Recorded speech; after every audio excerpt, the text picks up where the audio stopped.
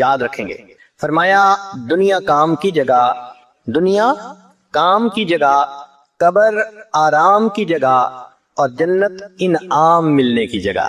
دنیا کام کی جگہ، قبر آرام کی جگہ، اور جنت انعام ملنے کی جگہ۔ جو بچہ محنت کرتا ہے اسی کو انعام ملتا ہے۔ ہم دنیا میں محنت کریں گے آخرت کی تو پھر آخرت میں انعام پائیں گے، اور اگر دنیا ہی میں ہم نے دل لگائے رکھا اور آخرت یاد ہی نہ رہی اور دنیا کی محبت لے کے چلے گئے تو پھر پتہ ہے آخرت میں ہوگا کیا؟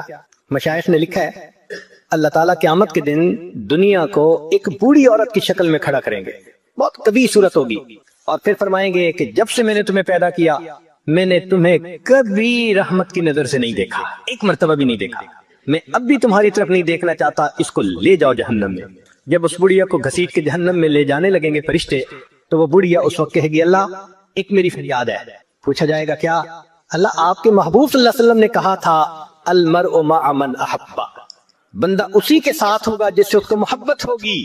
اے اللہ میرے بھی تو چاہنے والے دنیا میں بہت تھے، اللہ اعلان کروا دیں گے تھے جو دنیا سے محبت کرنے والے تھے سب اس کے ساتھ ملا کر جہنم میں ڈال دیا جائے۔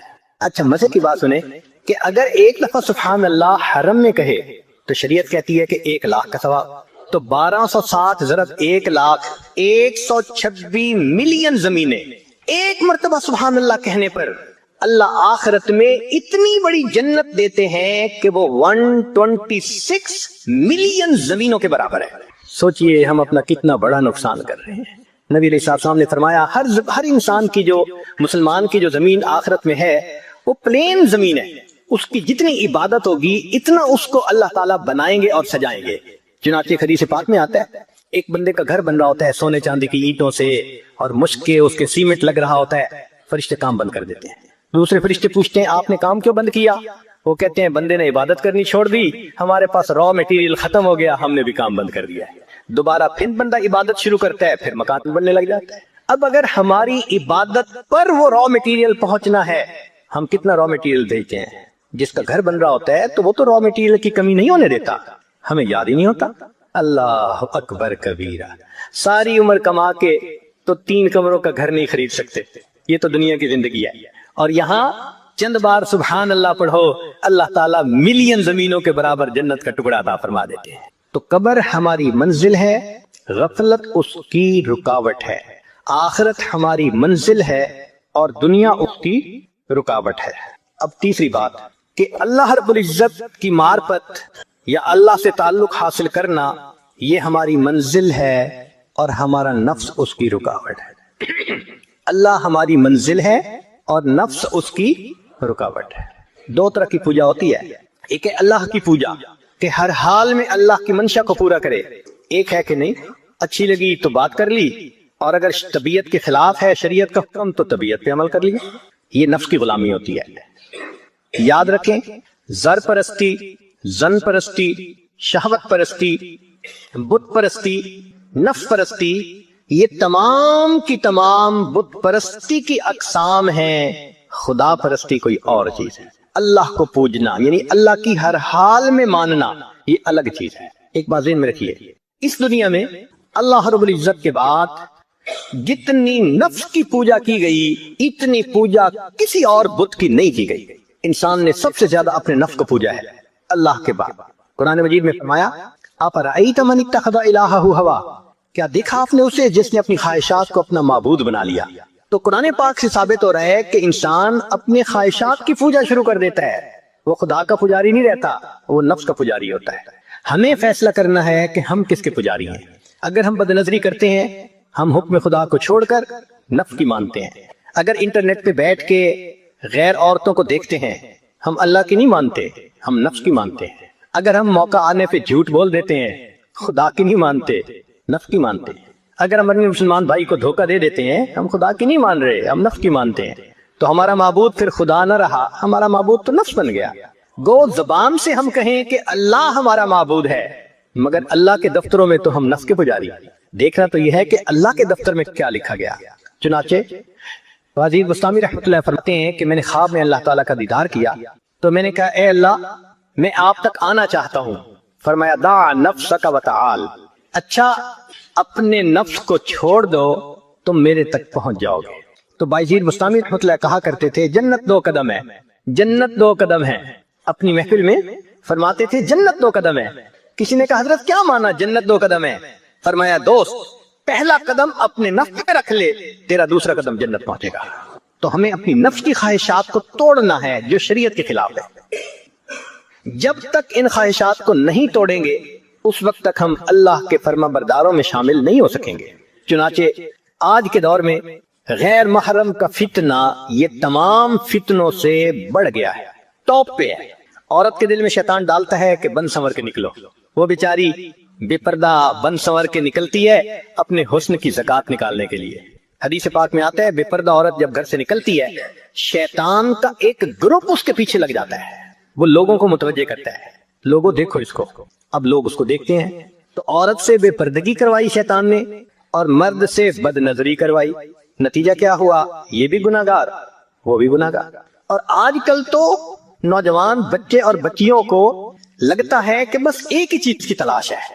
ایک وقت تھا جب نوجوان آپس میں ایک دوسرے سے عہد کرتے تھے اتنی تہجد پڑھا کریں گے، اتنا روزہ رکھیں گے، اتنی تلاوت کریں گے، اس میں مقابلہ ہوتا تھا۔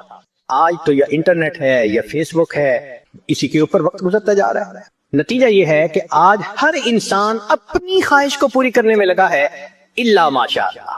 ایک زمانہ تھا صرف نوجوانوں کے اوپر بندے کو فکر ہوتی تھی کہ ذرا کچی سی عمر ہے بہک نہ جائیں، آج تو بوڑھوں کا پتہ نہیں ہے۔ ایک نوجوان میرے پاس آیا، اس کی عمر 18 سال تھی، زاروں قطار رونے لگا، اتنا رو رہا تھا کہ میرا جی چاہ رہا تھا اگر کوئی کام میرے بس میں ہوتا نا تو میں بچے کے آنسو پوچھ لیتا، میں اس کام کو کر دیتا۔ میں نے اس کو کہا بچہ تم کیوں اتنا رو رہے ہو، کیا ہوا؟ کہنے لگا میری دادوں کے لیے دعا کریں۔ 18 سال کا نوجوان بچہ نیک دادوں کے لیے رو رہا ہے، کیا ہوا؟ کہنے لگا 2-3 سال سے دادا ابو فوت ہو گئے اور میری دادو انٹرنیٹ پہ روزانہ 2 سے 3 گھنٹے بیٹھ کر ننگی تصویریں دیکھتی ہے۔ آج بچہ آ رہا ہے اپنی دادوں کے بارے میں پریشان، وہی زمانہ آ گیا، بوڑھے بھی فتنے سے معقول نہیں رہے۔ تو اللہ رب العزت ہماری منزل ہے اور اس کی رکاوٹ نفس ہے۔ ہم نفس کے پجاری ہیں یا نہیں؟ ایک کوئک کوسچن اپنے دل میں تھوڑی دیر کے لیے سوچئے، ہم سیل فون کا غلط استعمال کرتے ہیں یا نہیں؟ ہم انٹرنیٹ کا غلط استعمال کرتے ہیں یا نہیں؟ اسی وقت ہمارا من جواب دے دے گا تم پکی بات ہے تم نفس کے غلام۔ اگر غیر محرم کے میسیجز کا انتظار، اگر انٹرنیٹ پہ انہی کے ساتھ تعلق، اس کا مطلب یہ ہے کہ پھر ہم اپنے نفس کی پوجا میں لگے ہوئے ہیں۔ تو اللہ رب العزت ہماری منزل ہے۔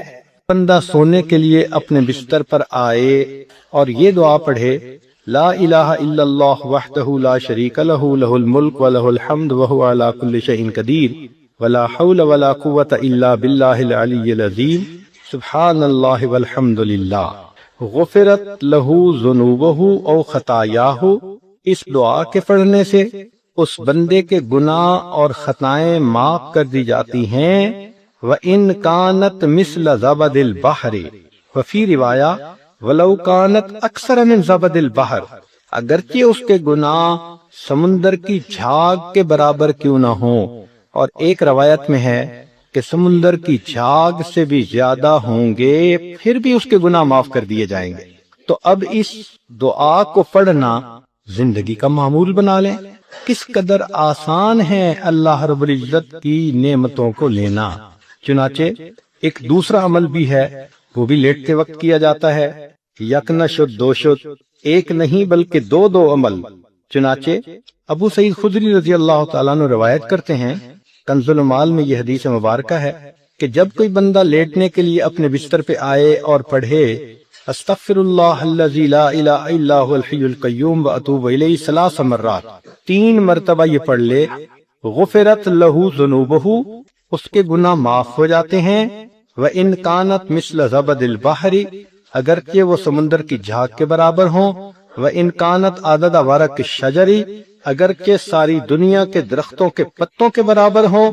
وَإِن كَانَتْ عَدَدَ رَمْلٍ عَالِجٍ، اگرچہ ساری دنیا کی ریت کے ذرات کے برابر کیوں نہ ہوں، اللہ سب کو معاف فرما دیتے۔ اللہ اکبر کبیرہ، وہ کتنا کریم پروردگار ہے کہ جس نے اپنے بندوں کو بخشنے کے لیے کیا کیا آسانیاں پیدا کر دی ہیں کہ 3 مرتبہ یہ استغفار پڑھ کر انسان کے سارے گناہ معاف ہونے کی بشارتیں اور اب ہمیں یہ احساس ہوگا کہ ہم کتنے نالائق ہیں اور کتنے بے وقوف ہیں کہ زندگی کا اتنا عرصہ ان دعاؤں کو پڑھے بغیر ہم نے گزار دیا. unparalleled loss، بہت بڑا نقصان کر لیا. ہمیں واقعی اس پہ بہت شرمندہ ہونا چاہیے اللہ کے سامنے، اور بہت افسوس کرنا چاہیے، اور آئندہ اس چیز کی امپورٹنس کو دل میں بٹھا کے ان اعمال کو باقاعدگی سے کرنے کا اہتمام کرنا چاہیے. اچھا، یہ دعائیں تو دو ایسی تھیں کہ لیٹتے وقت بندے نے پڑھ لیں، تو اس کا مطلب یہ کہ جو صفحہ زندگی ہوگا اس کے آخر پر اچھائی لکھی ہوئی ہوگی. اب جب انسان کی آنکھ کھلتی ہے تو زندگی کے صفحے کی ابتدا ہوتی ہے، اس وقت کی بھی دعائیں بتائی گئیں. چنانچہ نبی علیہ الصلوۃ والسلام نے ارشاد فرمایا کہ جو بندہ بیدار ہو اور بیدار ہوتے وقت وہ یہ پڑھے لا الہ الا اللہ وحدہ لا شریک لہ، لا الہ الا اللہ وحدہ لا شریک لہ، لہ الملک ولہ الحمد وہو علی کل شیء قدیر، الحمد للہ وسبحان اللہ ولا الہ الا اللہ واللہ اکبر ولا حول ولا قوۃ الا باللہ، ثم قال اللہم اغفر لی. یعنی جو بندہ صبح اٹھے اور یہ دعا پڑھے اور اس کے بعد کہے اللہم اغفر لی، اللہ میری مغفرت فرما دے، تو اللہ رب العزت اس پر اس بندے کی مغفرت فرما دیتے ہیں. بلکہ اس کے بعد فَإِن تَوَضَّأَ ثُمَّ صَلَّى قُبِلَتْ صَلَاتُهُ، اس دعا کے پڑھنے کی یہ خوبی یہ بھی ہے کہ اگر اس کے بعد اس نے وضو کیا اور فجر کی نماز پڑھی تو اللہ اس کی نماز کو بھی قبول فرما لیتے ہیں.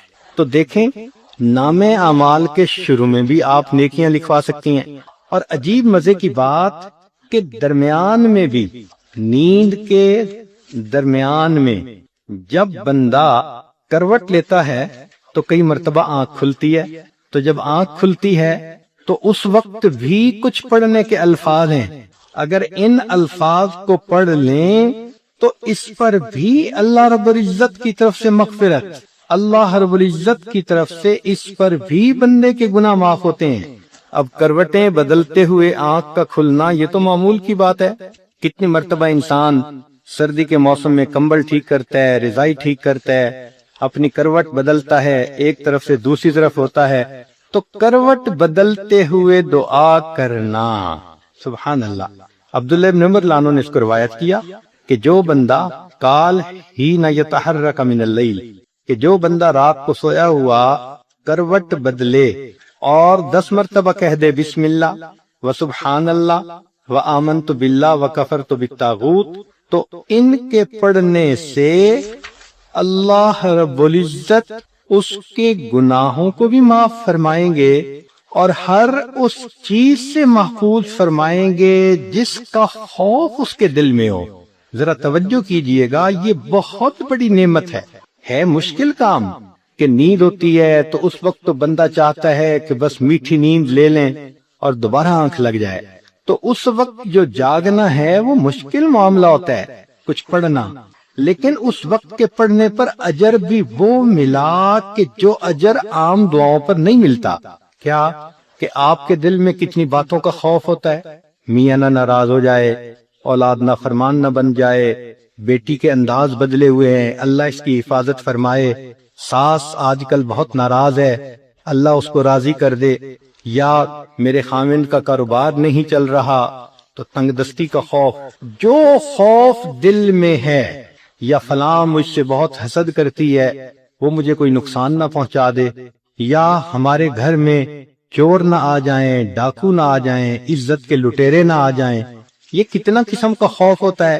تو حدیث پاک میں فرمایا کہ کروٹ بدلتے ہوئے اگر یہ عمل کر لیں گی تو جس چیز کا خوف دل میں ہوگا اللہ تعالیٰ اس خوف کو ختم فرما دیں گے. سبحان اللہ، کتنی بڑی نعمت اللہ رب العزت نے عطا فرما دی کہ کروٹ لینے پر وہ نعمت مل گئی کہ سارے گناہ ہی اللہ نے معاف کر دیے، اور جو خوف دل میں لگا ہوا تھا اللہ رب العزت نے وہ خوف بھی دل سے نکال دیا. لمبی چوڑی اپنی تسبیحات کرنے کی بجائے ہم وہ کام کیوں نہ کریں جو اللہ کے حبیب صلی اللہ علیہ وسلم نے بتلایا کہ جس پر گناہ معاف ہوتے ہیں. چنانچہ حدیث مبارکہ میں آتا ہے دوسرا عمل کروٹ لیتے ہوئے۔ اس کو انس رضی اللہ عنہ نے روایت کیا اور ابن سنی نے اپنی کتاب میں اس کو نقل کیا۔ فرماتے ہیں کہ جب کوئی بندہ دائیں یا بائیں کروٹ لے ثم یقول، پھر کہے اشہد ان لا الہ الا اللہ وحدہ لا شریک لہ لہ الملک ولہ الحمد یحیی و یمیت وہو حی لا یموت بیدہ الخیر وہو علی کل شیء قدیر، تو جو بندہ کروٹ لیتے ہوئے یہ کہتا ہے یقول اللہ عز وجل للملائکہ، اللہ رب العزت ملائکہ سے فرماتے ہیں انظروا الی عبدی، میرے بندے کو دیکھو کہ اس وقت بھی یہ مجھے نہیں بھولا، لا ینسنی فی ھذا الوقت اشہدکم انی قد رحمتہ، میں فرشتوں تمہیں گواہ بناتا ہوں کہ میں نے ان پر رحمت فرما دی، وغفرت لہ، اور میں نے اس بندے کی مغفرت فرما دی۔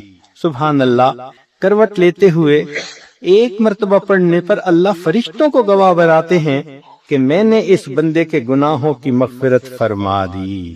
اللہ اکبر کبیرہ۔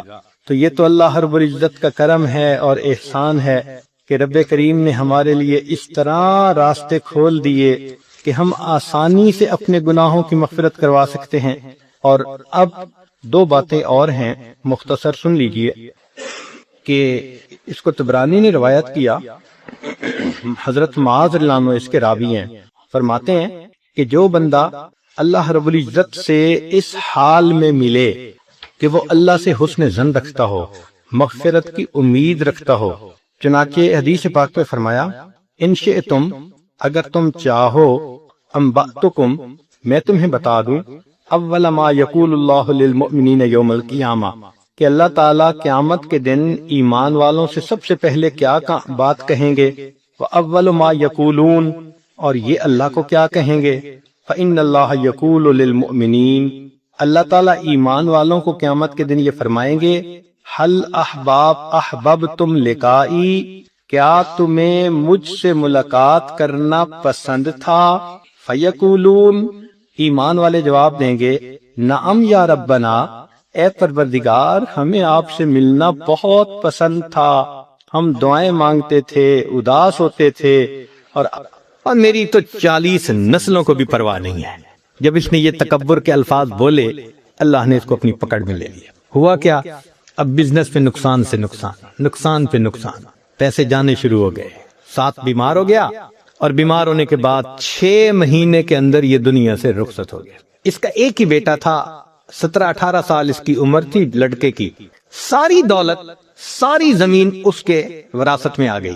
اب جب مال بھی ہو اور جوانی بھی ہو تو پھر اس قسم کے لوگ بھی قریب ہو جاتے ہیں جو شراب اور شباب والے ہوں، چنانچہ اس کو انہوں نے برے رستے پہ ڈال دیا۔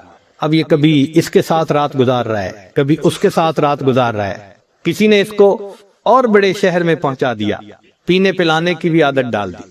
اب بینک کا جتنا پیسہ تھا وہ لٹنے لگ گیا۔ کسی نے اسے کہا یہاں کیا دیکھو گے، ذرا باہر نکل کے دنیا دیکھو، تو اس نے اس کو کسی باہر کے ملک کا راستہ دکھا دیا کہ وہاں کے نائٹ کلب میں کیا ہوتا ہے۔ اب وہاں جا کے یہ پیسے لٹانے لگ گیا۔ 1-2 سال کی بات ہے، سب بینک اکاؤنٹ زیرو، اور بیماریوں کا بھی مریض ہو گیا۔ جب روز عیاشی کرنی ہے اور متعدد بار کرنی ہے تو نتیجہ کیا ہوگا؟ بیماریاں۔ نوجوان بچہ ہے مگر بیمار۔ اب زمینیں بچ گئیں، یہ کیا کرتا؟ زمین کا ٹکڑا بیچتا، جو پیسے ملتے پھر باہر کا ٹرپ لگاتا، پھر آ کے زمین کا اگلا ٹکڑا بیچتا۔ کچھ چند سالوں کے بعد ایک ایسا وقت بھی آیا، اس کی ساری زمینیں بک گئیں، ایک مکان رہ گیا تھا۔ پھر یہ اپنے نشے سے نہیں رہ سکتا تھا، پیسے کی ضرورت تھی۔ ایک وقت آیا، اس نے اپنا ذاتی مکان بھی بیچ دیا، مال بھی ختم، جائیداد بھی ختم، ذاتی مکان بھی بک گیا، اب رہنے کی بھی جگہ نہیں تھی۔ چنانچہ ایک وہ وقت بھی آیا جس شہر کے چوک میں کھڑے ہو کر اس کے باپ نے تکبر کا بول بولا تھا، میری 40 نسلوں کو بھی پرواہ نہیں، اسی چوک میں کھڑا ہو کر اس کا بیٹا لوگوں سے بھیک مانگا کرتا۔ اللہ نے دکھا دیا، میں دینا جانتا ہوں، میں لینا بھی جانتا ہوں، تمہارا بیٹا یہیں کھڑے ہو کر لوگوں سے بھیک مانگا کرے گا۔ اس کو نکیر کہتے ہیں، نقد سزا۔ یہ سزا کی پہلی قسم ہے۔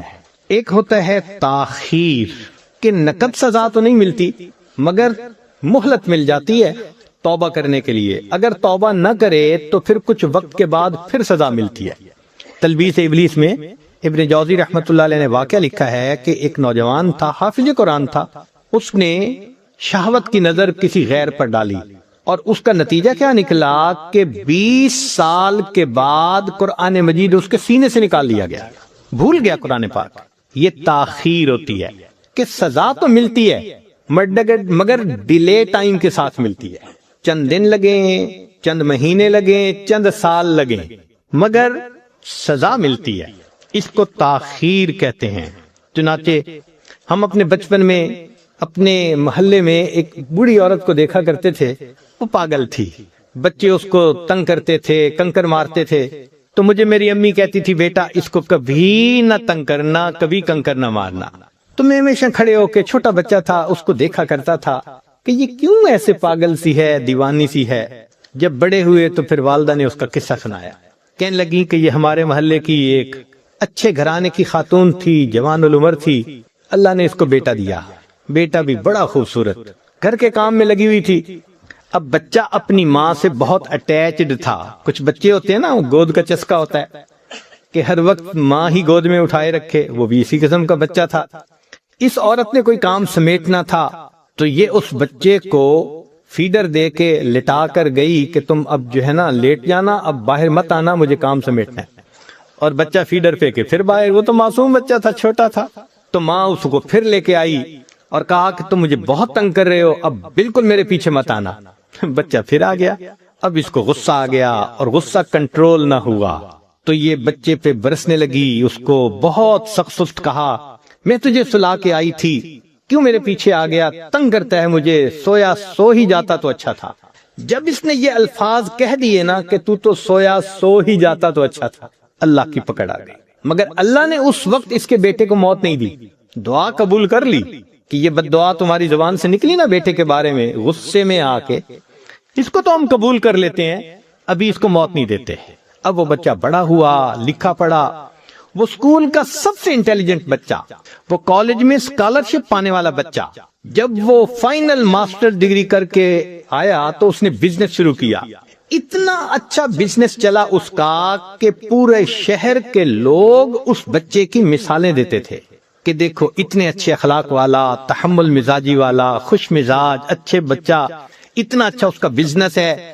لوگ اس کی شکل دیکھتے تھے، تمنا کرتے تھے کہ میری بیٹی کا رشتہ اس سے ہو جائے، بہن کا رشتہ اس سے ہو جائے. وہ ایسا نوجوان بچہ تھا. لوگ اپنے بیٹوں کو مثالیں دیتے تھے، بیٹا ایسا بننا. لو جی، بالکل جب جوانی کا وقت تھا، اب ماں نے اس کے لیے اپنے ہی رشتہ داروں میں کوئی بہت خوبصورت بچی حور پری ڈھونڈی. پھر اس کے لیے بڑی تیاریاں، پیسے کی کمی نہیں تھی. جب سب چیزوں کی تیاری ہو گئی اور شادی میں ابھی صرف 3 دن تھے، اللہ کی شان کہ بچہ اپنے ہی گھر میں چل رہا تھا، فرش دھویا تھا اور ابھی گیلا تھا، پاؤں جو پھسلا، یہ نوجوان سر کے بل گرا اور اس کی موت آ گئی. اللہ نے پھل کو پکنے دیا. جب پھل پک کے تیار ہو گیا تب اللہ نے پھل کاٹا. اب تجھے سمجھ لگے گی کہ تو نے میری کس نعمت کی ناقدری کی تھی. ماں کے ذہن پہ اتنا صدمہ اس کی موت کا ہوا کہ وہ ذہنی توازن کھو بیٹھی. وہ گلیوں کے اندر بس تن کے چنا کرتی تھی. تو کبھی نقد سزا ملتی ہے، نکیر، اور کبھی اس میں تاخیر ہو جاتی ہے. آج بہنیں چھوٹی چھوٹی بات پہ بھائیوں کو بد دعائیں دے دیتی ہیں اور پھر بڑے ہو کے انہی کے لیے پھر بیٹھی رو رہی ہوتی ہیں. حضرت میرے بھائی کے لیے دعا کریں وہ نیک بن جائے، میرے بھائی کے لیے دعا کریں اس کی شادی کی زندگی میں مشکلات ہیں. بھائی کیوں بد دعا دی تھی؟ تو گناہوں کی سزا کی دوسری قسم تاخیر کہلاتی ہے. اور ایک اور بھی صورت کہ گناہ تو کیے جوانی میں، اللہ نے بڑھاپے میں بیوی کو نافرمان بنا دی. یا اللہ، جتنی یہ اذیت ہوتی ہے نا کہ جوان اولاد ہو جائے اور وہ ماں کے ساتھ ہو، اور ماں اور اولاد سب ایک طرف اور اکیلا بوڑھا ایک طرف، اور وہ سب نافرمان ہو اس کے. جتنا بڑھاپا ذلیل خوار ہوتا ہے نا وہ بوڑھا بتا بھی نہیں سکتا. تو بڑھاپے میں اللہ تعالیٰ نافرمان بنا دیتے ہیں اولاد کو، بیوی کو. یہ تاخیر کہلاتی ہے. ایک تیسری چیز ہوتی ہے، اس کو کہتے ہیں خفیہ تدبیر. یہ سزا ملنے کی تیسری قسم ہے کہ اللہ ایسی طرح سے سزا دیتے ہیں نظر بھی نہیں آتی اور وہ سزا مل رہی ہوتی ہے۔ مثال کے طور پہ بچی کا رشتہ طے ہی نہ ہونا کہیں، اب انسان سوچتا پھرتا ہے کسی نے رشتہ باندھ دیا، کون باندھ سکتا ہے؟ اللہ تعالیٰ کوئی کام کرنا چاہے تو مخلوق روک سکتی ہے؟ کوئی نہیں روک سکتا۔ تو ایسی طرح سے سزا ملتی ہے کہ بندہ اس کو فیل بھی نہیں کرتا کہ میرے گناہوں کا وبال ہے۔ چنانچہ بنی اسرائیل کے ایک عالم تھے، وہ کسی گناہ میں ملوث ہو گئے، چونکہ عالم تھے، پتہ تو ان کو تھا کہ گناہ کا وبال ہونا ہے، تو گناہ بھی کرتے تھے، ڈرتے بھی تھے، گناہ بھی کرتے تھے، ڈرتے بھی تھے، واچفل بھی رہتے تھے کہ پتہ نہیں گناہ کی وجہ سے میرے اوپر کیا کوئی مصیبت آ جائے، مگر نفس سے مجبور تھے، گناہ بھی کرتے تھے اور پریشان بھی رہتے تھے۔ 1 سال گزر گیا۔ 1 سال کے بعد انہوں نے دعا مانگتے ہوئے یہ الفاظ کہے کہ اللہ، میں اپنے نفس کے ہاتھوں مجبور ہو کے گناہ کرتا ہوں، تو کتنا مہربان ہے، تو نے مجھے اپنی نعمتوں سے محروم نہ کیا۔ اللہ نے دل میں ڈالا کہ میرے بندے تو نعمت سے محروم ہوا تجھے پتہ نہیں ہے۔ تو بڑے حیران ہوئے، میں کس نعمت سے محروم ہوا؟ تو پھر ان کے دل میں اللہ نے یہ بات ڈالی، جس دل سے تو نے یہ گناہ کرنا شروع کر دیا، ہم نے اس دن سے رات کے آخری پہر کے مناجات کی لذت سے تمہیں محروم کر دیا۔ ان کو خیال ہی نہیں تھا کہ اتنے سالوں سے مجھے کبھی تہجد میں رونا ہی نہیں آیا۔ تو سزا ملتی ہے مگر خفیہ تدبیر ہوتی ہے اللہ کی۔ ہر گناہ کی سزا ان 3 میں سے کسی نہ کسی صورت میں ضرور ملتی ہے، یا تو نکیر ہوگی، یا پھر تاخیر ہوگی، یا پھر خفیہ تدبیر ہوگی، بچ نہیں سکتے۔ اب اگر یہ یقین ذہن میں آ جائے کہ یہ ہو کے رہنا ہے تو پھر انسان گناہوں سے بچے گا۔ ایک نقطے کی بات ذہن میں رکھیے کہ جب انسان پر اللہ کی نعمتوں کی بارش ہو اور انسان پر گناہوں کے راستے کھلے ہوئے ہوں، یہ خطرے کی گھنٹی ہوتی ہے۔ جب اللہ کی نعمتوں کی بہتات ہو اور انسان کے لیے گناہ کے راستے بھی کھل جائیں، یہ خطرے کی گھنٹی ہوتی ہے۔ اس کا مطلب یہ ہے کہ ڈھیل دی جا رہی ہے تاکہ فلما نسوا ما ذکروا بہ فتحنا علیہم ابواب کل شیء۔ اللہ فرماتے ہیں بنی اسرائیل جب وہ بھول گئے جو ان کو نصیحت کی گئی تھی، ہم نے ہر چیز کے دروازے کھول دیے، حتیٰ کہ وہ اچھی طرح غافل ہو گئے۔ پھر کیا ہوا؟ اخذناہم بغتتاً، ہم نے اچانک ان کو اپنی پکڑ میں لے لیا۔ حدیث مبارکہ ہے ما ملا ابن آدم وعاء شر من بطن، کہ پیٹ کے برتن کے بھرنے سے زیادہ برا اور کوئی برتن نہیں ہے۔ نبی علیہ السلام نے ارشاد فرمایا کہ حسب للرجل اکلات، کہ بندے کے لیے چند لقمے کافی ہیں، یقمن صلبہ، کہ جس سے اس کی کمر سیدھی رہے۔ ایک حدیث پاک میں نبی علیہ السلام نے ارشاد فرمایا ان اکثر الناس شبعا فی الدنیا اطولہم جوعا فی الآخرہ، کہ جو لوگ دنیا میں اکثر پیٹ بھرے رہیں گے وہ قیامت کے دن اکثر خالی پیٹ رہیں گے۔ سیدہ صدیقہ رضی اللہ عنہا فرماتی ہیں ما شبع فی یوم مرتین من خبز بر حتی لاحق اللہ، کہ نبی علیہ السلام نے اپنی نبوت کی زندگی میں ایک دن میں 2 مرتبہ پیٹ بھر کر کھانا نہیں کھایا۔ نبوت کی پوری زندگی میں ایک دن میں 2 مرتبہ کھانا پیٹ بھر کر نہیں کھایا، اور ہمارے ہاں تو ماشاءاللہ سارا دن ہی سلسلہ چلتا رہتا ہے۔ اس لیے سیدہ صدیقہ رضی اللہ عنہا فرماتی ہیں فَإِنَّ الْقَوْمَ لَمَّا شَبِعَتْ بُطُونُهُمْ، کہ جب لوگ اپنے پیٹ بھر لیتے ہیں تو پھر ان کے بدن کے اندر سستی آ جاتی ہے، دل سخت ہو جاتے ہیں، وَحَجَمَتْ شَهْوَاتُهُمْ، اور ان کی شہوات ہجوم کرتی ہیں۔ جتنا زیادہ کھائیں گے اتنا انسان کے اندر شہوت زیادہ بڑھے گی۔ شریعت کا اصول کتنا پیارا ہے کہ نبی علیہ السلام نے ارشاد فرمایا کہ ابن آدم کے لیے بہتر یہ ہے کہ جب کھانا کھائے فَثُلُثُ طَعَامٌ، تو تیسرا حصہ کھانا کھائے، وَثُلُثُ شَرَابٌ، تیسرا حصہ پانی پیے، اور تیسرا حصہ ہوا کے لیے چھوڑ دے۔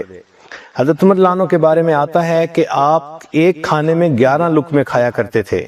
محمد بن واسع فرماتے ہیں من قل طعمہ فہم و افہم، کہ جو بندہ کم کھانا کھاتا ہے وہ بات سمجھتا بھی ہے اور وہ بات سمجھا بھی سکتا ہے۔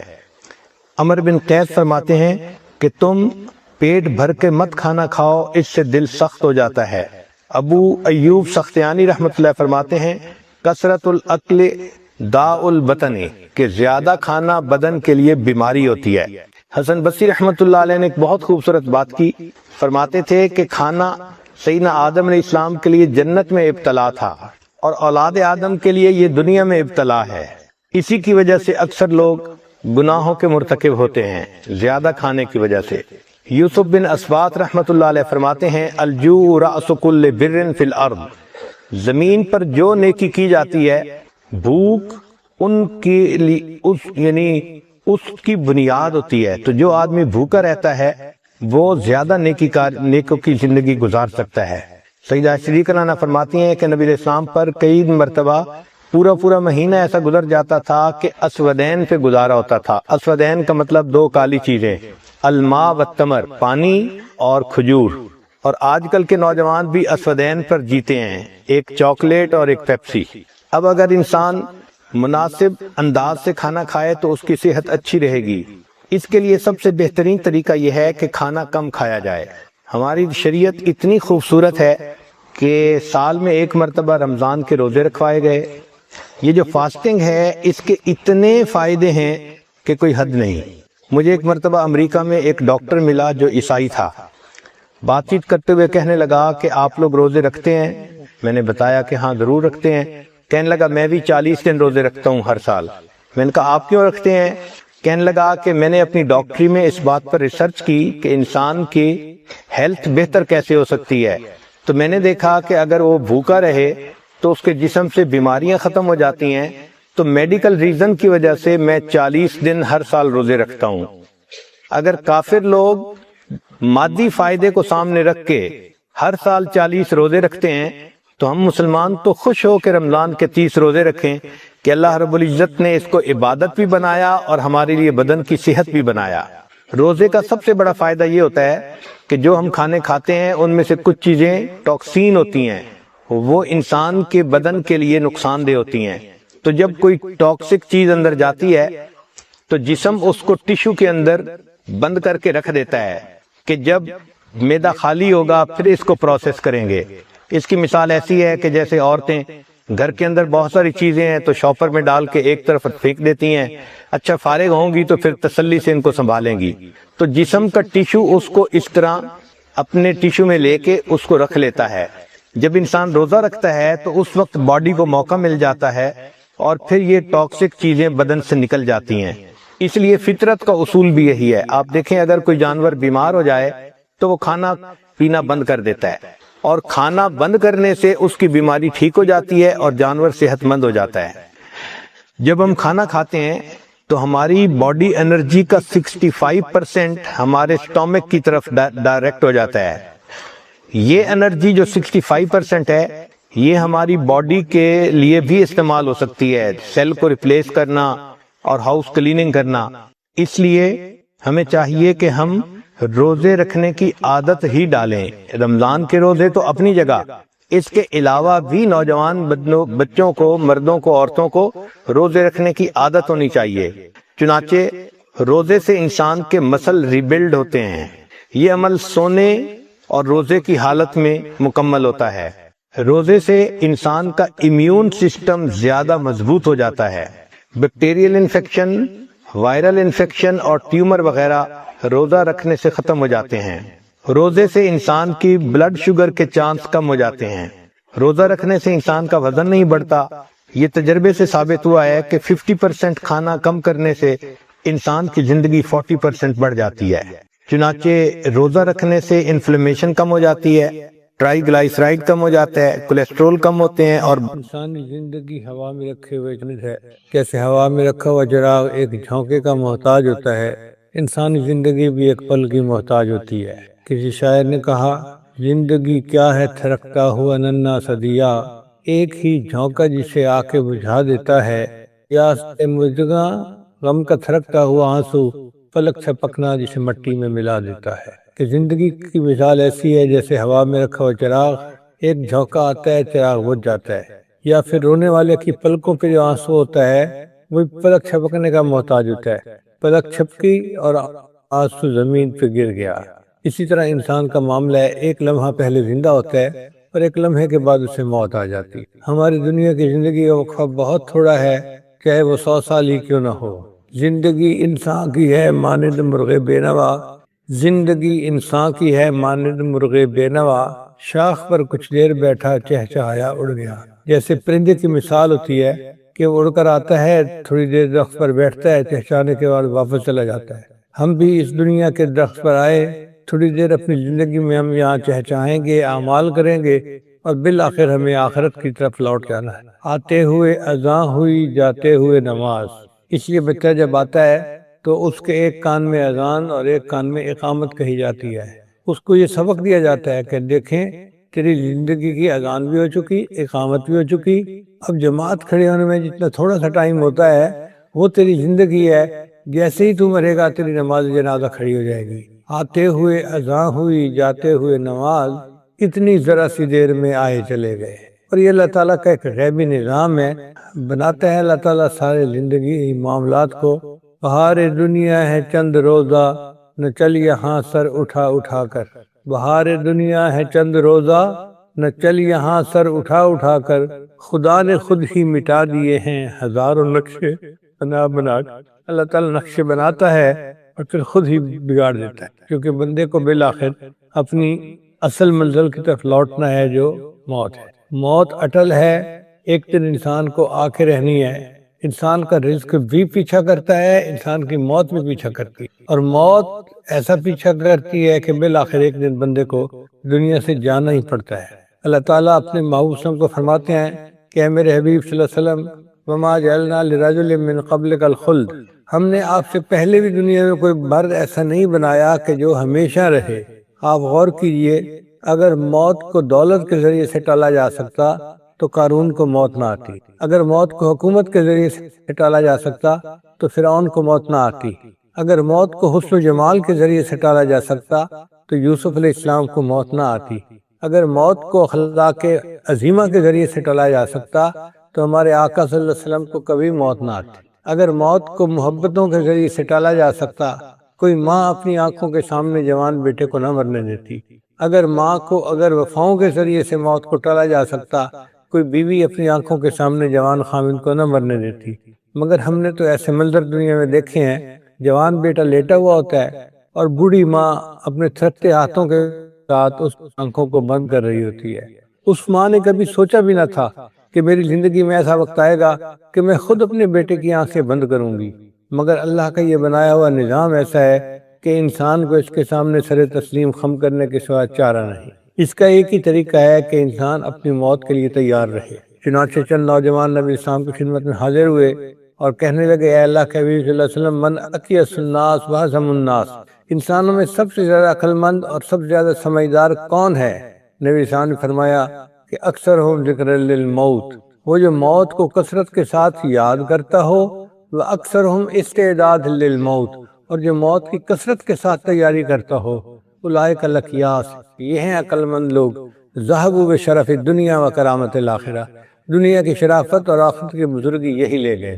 چنانچہ موت کی تیاری کوئی ڈنڈ بیٹھ کے نکالنے کا نام نہیں ہے، کوئی ورزش کرنے کا نام نہیں ہے، کوئی ورک آؤٹ کرنے کا نام نہیں ہے۔ موت کی تیاری یہ ہے کہ انسان اپنے گناہوں سے معافی مانگ لے اور نیکی بھری زندگی گزارنا شروع کر دے اور اپنے اخلاق اچھے کرے، اگر کسی کا دل دکھا ہے تو اس سے معافی مانگے، ایسی زندگی ہو کہ حضرت خواجہ عبد المالک صدیقی رحمۃ اللہ فرمایا کرتے تھے کہ قیامت کے دن کوئی بندہ گریبان پکڑنے والا نہ ہو۔ اگر کسی نے اپنی زندگی کو ایسے بنا لیا، جوان بیٹے بھی تھے، اس کو دشمنوں نے قتل کر کے نہر میں ڈال دیا تو اس کی لاش نہر کے پانی کے اندر رہی اور پھول گئی۔ جب پتہ چلا، پولیس نے لاش کو پکڑا تو لاش اتنی پھولی ہوئی تھی کہ پتہ بھی نہیں چلتا تھا کہ یہ شکل مرد کی ہے یا عورت کی ہے، شناخت ہوتی نہیں تھی۔ اب جب شناخت ہوتی نہیں تھی تو پولیس نے قریب گاؤں کے امام صاحب کو کہا کہ جو بھی ہے مسلمان ہے، آپ اس کو نہلا دھلا کر دفنا دیں، کیس کھلے گا تو پھر بعد میں دیکھی جائے گی۔ چنانچہ امام صاحب نے اس کو نہلا دیا، لیکن جب کفن دینے کا وقت آ گیا تو امام صاحب نے کہا کہ میرے پاس تو پیسے نہیں کہ میں کفن خرید سکوں، دیہاتوں میں کھانے پینے کی چیزیں ہوتی ہیں لیکن کیش شہر میں نہیں ہوتا کہ انسان خرچ کر سکے۔ تو بستی والوں نے کہا کہ اچھا پھر اس کے لیے چندہ کر لو۔ چنانچہ مسجد میں اعلان ہوا، لوگوں لاوارث نعش ہے، اس کو کفن دینا ہے، اس کے لیے چندہ لاؤ۔ کوئی 1 روپیہ لایا، کوئی 2 روپے لایا، کوئی 5 روپے لائے۔ 1 گھنٹہ اعلان ہوتا رہا اور 1 گھنٹے اعلان کے بعد پیسے پورے ہوئے، کفن خریدا گیا اور اس ناوارث لاش کو کفنا کر بالآخر دفنا دیا گیا۔ 3 مہینے کے بعد جب کیس کی حقیقت کھلی تو پتہ چلا کہ وہ بندہ اپنے علاقے کا نمبردار تھا، کئی کروڑ روپیہ اس کے بینک اکاؤنٹ میں تھا، اور 4 مربع زمین کا مالک تھا، اور اس پر کنوں کے باغ لگے ہوئے تھے، 4 جوان بیٹے تھے۔ اس بندے نے زندگی میں کبھی نہیں سوچا ہوگا کہ میں جب مروں گا تو چندے کا کفن لے کے دنیا سے جاؤں گا۔ تو موت برحق ہے، کفن کے ملنے میں شک ہے۔ حضرت علی اللہ عنہ فرمایا کرتے تھے کہ موت کی تکلیف انسان کو کینچیوں سے کتر دینے سے زیادہ سخت ہوتی ہے، انسان کو موت کی تکلیف دیگ میں بھون دینے سے زیادہ سخت ہوتی ہے۔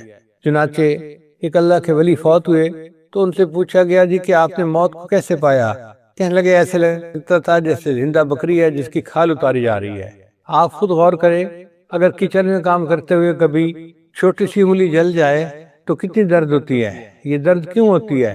کہ جو جسم کے سیل جلے ان میں سے روح باقی جسم کے اندر سمٹ گئی۔ اگر تھوڑے سے حصے سے روح سمٹ جائے تو اتنی تکلیف ہے، جب پورے جسم سے روح سمٹے گی تو پھر کیا حال ہوگا؟